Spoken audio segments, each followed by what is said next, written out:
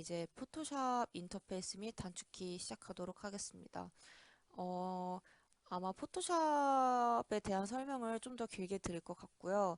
일러스트레이터나 인디자인 같은 경우에는 사용 빈도에 뭔가 차이도 있긴 하지만 어도비라는 큰 틀 안에서의 인터페이스는 대부분 동일하기 때문에 그 차이점을 뭐 오히려 부각시켜서 설명드릴 수 있을 것 같아요. 그래서 일단은 이 포토샵의 인터페이스랑 단축키 등을 조금 자세하게 설명을 드리도록 하겠습니다. 일단 저희가 프로그램을 열게 되면은 보통 이런 화면을 보게 되는데요. 1번부터 설명을 드리면은 이제 뭐 파일이나 각각의 이제 큰 굴지에서의 이제 기능들을 수행할 수 있는 메뉴들이 있고요. 여기는 단순하게 어떤 작업에 대한 기능들뿐만 아니라 전반적인 이 포토샵이라는 프로그램이나 아니면 어도비에 대한 설정 같은 것을 할 수 있는 메뉴바들이 있습니다. 그래서 보통 이 파일을 통해서 뭐 문서를 열거나 닫고 저장하는 것들이 있고요. 나머지들은 이따 프로그램을 열어서 직접 설명드리도록 하겠습니다. 다음에 옵션바인데요. 옵션바는 저희가 이제 뭐 툴바나 아니면 이제 메뉴바에 있는 어떤 기능들을 선택을 했을 때 그거에 대한 옵션들에 대한 설정들을 저희가 지정을 할 수 있는 것들이 나타나는 곳입니다. 때문에 저희가 어떤 지금 툴을 사용하고 있느냐에 따라서 여기에 보여지는 모습들은 차이가 있을 거예요. 그래서 이것도 이제 간혹 꺼져 있는 분도 계시는데 그럴 때는 여기에 지금 제가 표시하고 있는 곳에 오른쪽 마우스를 클릭을 하셔서 옵션 바를 켜주시면 됩니다. 그 툴바인데요. 툴바를 아마 가장 많이 사용하시게 될 거예요. 여기에 이제 저희가 포토샵에서 사용하는 대부분의 기능들이 툴바에 이런 아이콘들로 표시가 되어 있고요. 물론 이 외에도 많은 기능들을 사용을 하게 되지만 이 툴바 안에 있는 것들은 단축키와 더불어서 이 모양들을 잘 숙지해 두셔야 이제 작업을 좀 자유롭게 사용을 하실 수 있습니다. 그다음에 네 번째로는 이 좌측에 이제 보통 위치하게 되는 패널인데요. 얘를 이렇게 한 화면 안에 붙여서 사용하시는 분도 계시고, 얘를 떼어서 뭐 듀얼 모니터를 사용하시는 분들은 다른 모니터에 옮기신 다음에 큰 작업 화면으로 사용하시는 분들도 계시더라고요. 그래서 이 패널 같은 경우에는 지금 여기 메뉴바에 있는 보기에서 어떤 이제 패널들을 꺼내고 닫을 것인지를 선택을 하실 수 있고요. 여기에 주로 이제 이 레이어를 비롯한 어떤 작업에 대한 이미지의 뭐 레이어라든지 색상이나 속성들을 굳이 메뉴바에서 꺼내지 않고 바로바로 클릭할 수 있도록 이제 즐겨찾기 같이 저희가 설정을 하는 곳이라고 생각을 하시면 됩니다. 마지막으로 작업창은 뭐 지금은 까만 화면이지만 저희가 파일을 열었을 때 작업을 하게 되는 창이게 되고요. 이제 그 다음으로는 작업창인데요. 아까 그 5번 작업창에 보여지는 것들을 열기 위해서는 저희가 뭐 파일을 불러오지 않고 새로 만든다고 가정을 하였을 때 이 창을 처음 마주하시게 됩니다. 그래서 파일의 새 창을 열시면은 지금 이 몇 가지 설정을 하신 다음에 이제 문서를 만들어낼 수가 있는데요.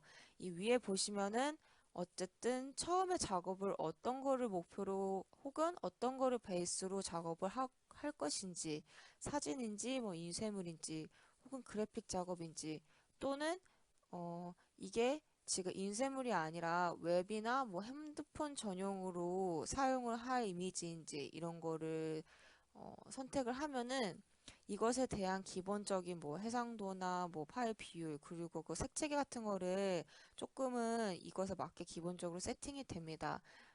그 다음으로는 뭐 지금 제가 이제 예전에 만들어 놨던 문서들에 대한 것들로 바로 가져올 수도 있지만 이 빨간 네모 박스에서 작업창에 대한 구체적인 값을 지정을 하게 되는데요.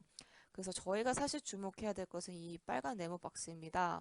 그래서 위에서부터 말씀드리면 여기는 제목을 입력하는 거고요.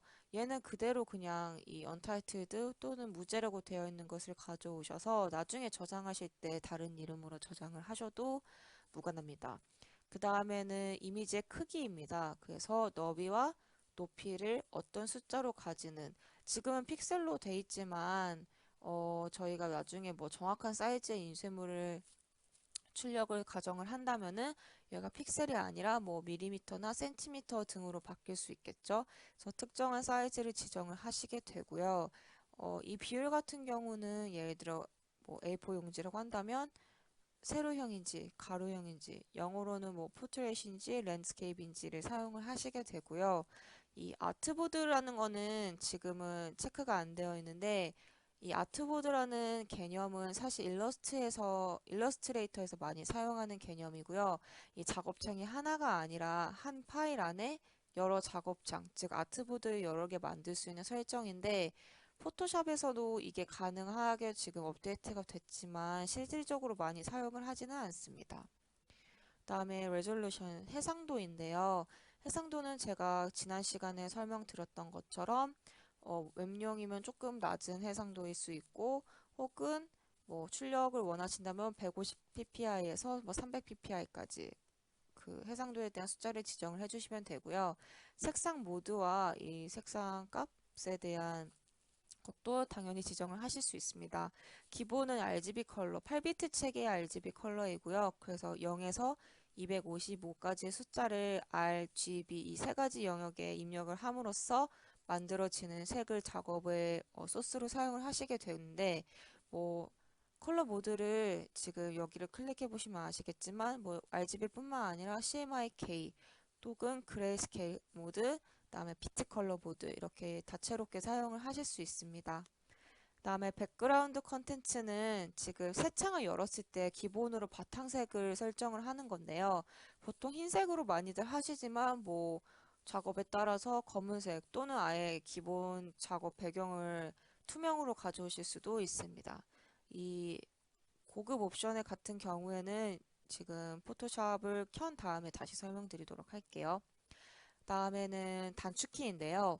지금 이 옆에 보여지는 이 단축키를 정리해 놓은 거는 제가 따로 첨부 파일로 강의 자료로 제공을 해 드릴 거고요. 여기서 지금 제가 기본 단축키에서 뭐 새로 열기는 컨트롤 N입니다. 이렇게 단순히 뭐 문자를 읽어드리는 거는 사실 의미가 없다고 생각하기 때문에 이 페이지는 뭐 자료를 제공한다는 내용 정도로 끝날 것 같고요. 대신에 이제 이 말씀드리고 싶은 거는 포토샵에서의 단축키 사용은 작업 속도 향상에 가장 큰 영향을 줍니다. 즉, 작업 속도를 높이기 위해서는 포토샵에서 한정인데요. 물론 다른 프로그램들도 단축키를 사용하면 사용할수록 작업 속도가 빨라지지만 포토샵은 그 단축키 사용량에 따른 작업 속도의 향상도라는 거가 아주 크기 때문에 굉장히 결정적인 요소라고 할 수 있기 때문에 좀 적극적으로 단축키를 외울 것을 권장을 드립니다. 왜냐면은 포토샵의 장점이자 단점이 기능이 굉장히 많다는 것인데요. 기능이 많은 만큼 그거를 찾아가는 과정도 충분히 숙지를 하고 있지 않으면 좀 시간이 소요가 되는 것도 사실이며 이 단축키들이 꽤나 잘 정리되어 있기 때문에 단축키를 사용을 하면은 정말 많은 효과를 보실 수 있어요. 그래서 제가 다른 프로그램은 무조건 외우셔야 됩니다. 이런 말씀을 드리지는 않을 텐데 포토샵에서는 꼭 얘를 지금 제가 파란색 표시한 거는 중요하다고 생각되는 것들을 제가 나름대로 표시를 해드린 건데 이것만이라도 뭐 포스트잇에 적어서 뭐 모니터 옆에 붙여놓는다든지 하셔서 외우시면은 아주 좋은 효과를 얻으실 수 있을 거라고 생각됩니다. 저도 이거를 포토샵을 어느 정도 한다고 생각할 때쯤 이거를 일부러 이것들을 다 적어서 달달달 외우 적이 있었는데요. 그러고 나서 정말 작업 속도가 많이 빨라졌기 때문에 경험을 했기 때문에 이렇게 추천해 드리는 거고요. 그러면 이제는 포토샵 파일을 직접 열어서 아까 설명드렸던 뭐 메뉴 옵션, 툴, 그리고 이 단축키까지 같이 보면서 설명을 드리도록 하겠습니다. 네, 그러면 이제 포토샵을 열어서 시작을 해볼 건데요. 일단은 처음 프로그램을 여시면 이렇게 빈 화면이 보이시게 되고요. 저희는 이제 새 파일을 한번 열어볼게요. 여기 상단에 메뉴바에 파일을 클릭을 하신 다음에 새로 만들기를 눌러주십니다. 단축키들은 이 옆에 모두 나와 있으니까 뭐 기억이 안 나거나 모르는 것들은 직접 클릭을 하셔도 되고 지금 새로 만들기 같은 경우에는 컨트롤 N이죠. 그러면은 컨트롤 N을 눌러서 이 창을 열어보도록 하겠습니다. 보시는 거와 같이 보통 이 위에 어떤 타입의 그래픽을 작업을 할 건지에 따라서 기본적인 템플릿들이 제공이 되는데요. 요즘에는 이 템플릿이 굉장히 다양하고 조금 전문적으로 나오기 때문에 어도비의 기본 템플릿을 이용하셔서 아트 작업을 하셔도 되고 저희 같은 경우는 보통 이제 도면이나 아니면 빈 파일에서 시작하는 경우가 많기 때문에 일단은 인쇄를 클릭을 하고요. 이 세부 정보에서 저희가 원하는 값을 입력을 하도록 하겠습니다. 여기 제목 없음이라고 표시된 곳에 저희가 원하는 이제 파일명을 지정을 해주시면 되고요. 페이서 A3라고 제목을 만들겠습니다. 이 폭과 높이 같은 경우에는 이미 파일의 사이즈인데요. 보통 저희는 밀리미터라는 개념을 많이 사용을 하게 되고 A3 용지 같은 경우에는 가로 420에 높이 297의 가로 비율을 가진 길이라서 그에 해당하는 숫자를 적어 주었습니다. 자동적으로 이게 폭이 더 길게 되면 이 가로 방향을 인식을 하게 되고요. 만약에 긴 방향을 원하신다면 이거를 클릭하셔서 반전을 해주셔도 되고 아니면은 숫자로 직접 입력을 해주셔도 됩니다. 가로로 저는 먼저 설정을 할게요. 그리고 옆에 있는 이 아트보드 같은 경우에는 사실 아트보드는 일러스트에서 더 자주 사용하는 개념이긴 한데 한 파일 안에 여러 가지 캔버스가 있는 거거든요. 그래서 아트보드 체크를 하시면 이제 하나가 아니라 다중 캔버스를 사용할 수 있는데 포토샵에서는 굳이 이거를 체크를 안 하셔도 될 것 같아요. 그 해상도 같은 경우인데요. 해상도는 웹 같은 경우는 72 ppi 그리고 인쇄 목적이라면은 300 pp이가 안전한 숫자라고 말씀을 드렸죠. 그래서 300 pp이를 그대로 유지하도록 하겠습니다. 색상 모드인데요. 색상 모드는 RGB의 8비트가 기본적이라고 말씀드렸고 RGB 색상 외에도 비트맵, 그레이스케일, 회색 음영, 그 다음에 랩 컬러나 CMYK 같이 구체적으로 설정을 하실 수가 있어요. 그 다음에 8비트는 굳이 변경 없이 놔두셔도 되고요. 배경색은 처음 파일을 열었을 때 어떤 색을 배경색으로 할까 물어보는 건데 검정, 흰색, 그 다음에 지정한 색깔이 있으면 배경색을 지정을 하셔도 되고요. 투명으로도 불러올 수 있습니다. 저는 흰색으로 그대로 두도록 하겠습니다. 이 색상 프로필이랑 픽셀 종이비 같은 경우에는 픽셀 종이비는 이제 안 건드려줘도 되고요. 색상 프로필도 사실 지금 상황에서 굳이 설정은 안 해도 되는데 저희 이 기본 챕터의 마지막에 제가 색상 동기화에 대해서 한번 알려드릴 거예요. 그때는 아마 이 색상 프로필이라는 개념을 사용하게 될 것 같습니다. 일단 이렇게 한 다음에 만들기를 눌러볼게요. 그러면은 이렇게 지금 흰 창이 만들어졌죠. 제가 배경색을 흰색으로 했기 때문에 여기서 이제 컨트롤을 누른 상태에서 키보드에 마이너스를 누르면 배율이 축소가 되게 되고요. 플러스를 누르면 배율이 확대가 되게 됩니다. 여기서 알고 계셔야 될 거는 이제 예를 들어 제가 100%로 확대를 했을 때 다시 원 사이즈로 돌리고 싶다. 아니면은 지금 이 작업창에 화면을 다시 꽉 차게 만들고 싶다 생각이 들면은 컨트롤 0을 누르면은 지금 배율이 26.1%로 바뀐 게 보이실 거예요. 이 지금 저희가 가지고 있는 스크린에 모든 그림이 보이도록 배율을 조정을 자동적으로 해주는 거고요. 그다음에 컨트롤 1을 누르시면은 이거는 100% 배율로 확대를 한다는 뜻이거든요. 그래서 컨트롤 0과 컨트롤 1 그리고 마이너스와 플러스를 이용해서 확대 및 축소를 하는 거를 알고 계셔야 됩니다. 여기 네, 그러면은 이제 기본적인 기능들을 설명을 드리려고 하는데요. 사실 메뉴 바에 있는 내용들을 하나하나 눌러보시면은 굉장히 많은 기능들과 효과들이 있어서 이거를 다 말씀드리기는 어렵고 그때그때 이제 사용을 하면서 말씀드릴게요. 그래서 여기서 보셔야 될 거는 파일 관련된 거는 이제 파일에서 확인을 하실 수 있고요. 뭐 만들거나 열고, 그 다음에 저장하는 것까지 여기서 보실 수 있고요. 그 다음에 보셔야 될 거는 인쇄. 인쇄 버튼은 컨트롤 P를 누르시면 되고, 종료인데요. 종료도 단축키로 외우시면 훨씬 빠르게 작업을 종료하실 수 있습니다. 컨트롤 W, 컨트롤 Q. 닫기는 지금 저희가 작업한 이 작업창 하나를 끄는 거고요. 이제 종료는 이제 화면을 아예 프로그램을 종료하는 거기 때문에 다르다는 거 유의해 주시기 바랍니다. 예시로 지금 컨트롤 W를 눌러볼게요. 그러면 아예 지금 작업창이 켜졌죠. 여기서 컨트롤 N을 누르셔서 다시 새 창을 불러오도록 하겠습니다. 그다음에 편집과 이미지는 이제 이미지 에디팅에 관련된 거라서 지금 설명드릴 건 없을 것 같고요. 이제 레이어인데요. 레이어는 사실 이 메뉴보다 이 옆에 있는 패널바에서 많이 설정을 해요. 지금 패널바가 간단하게 지금 이름만 나와 있는데 여기 지금 화살표 두 개가 그려져 있는 패널 확장을 누르시면은 이렇게 이제 상세한 패널의 페이지들을 보실 수 있습니다. 여기서 이제 레이어를 보통 조절을 하게 되고요.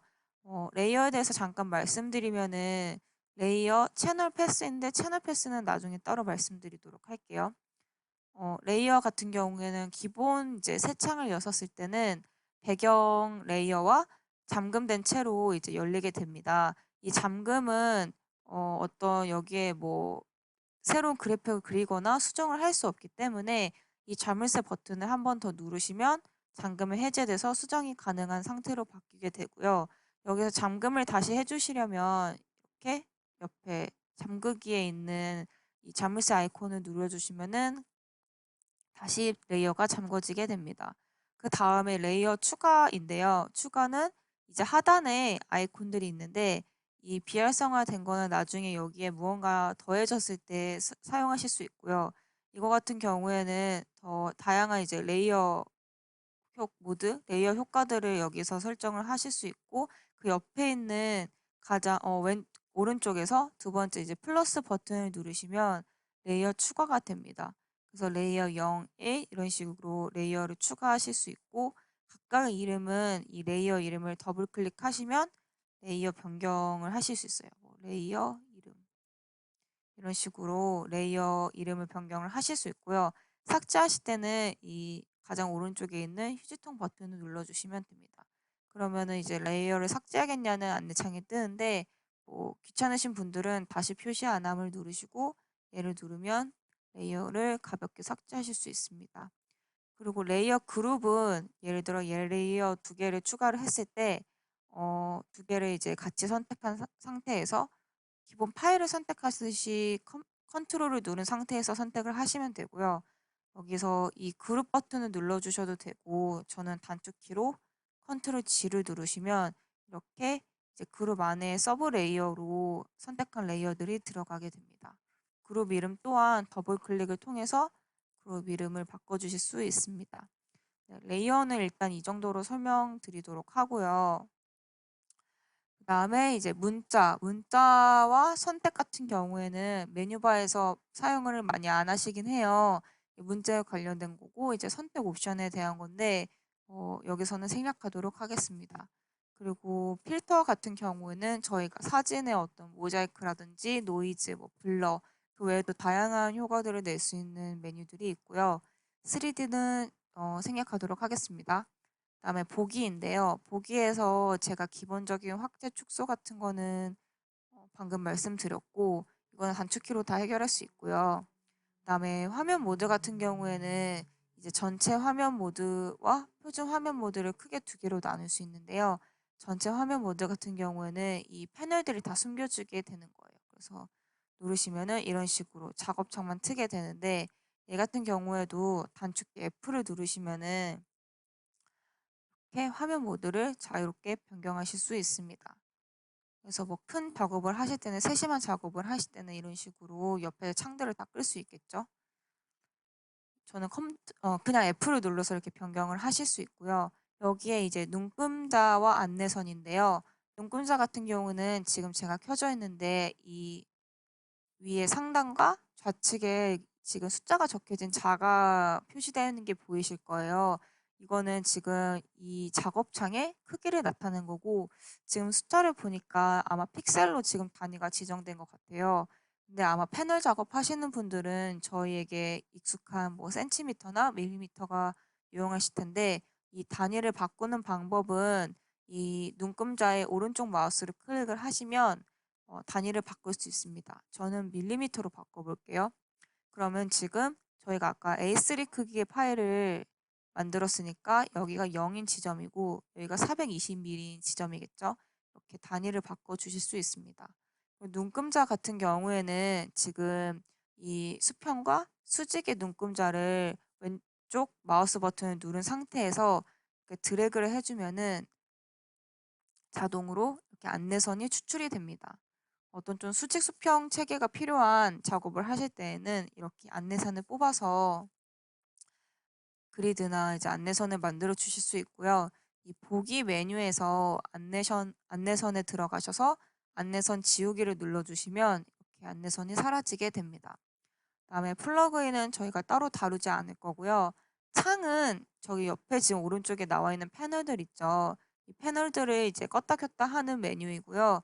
저 같은 경우에는 지금 레이어, 색상, 속성 이렇게 지금 열어둔 상태이고 이거를 이제 뭐 키셔서 여기 옆에 탭에 끌어다가 다 추가를 하거나 아니면은 삭제를 하실 수도 있습니다. 저는 일단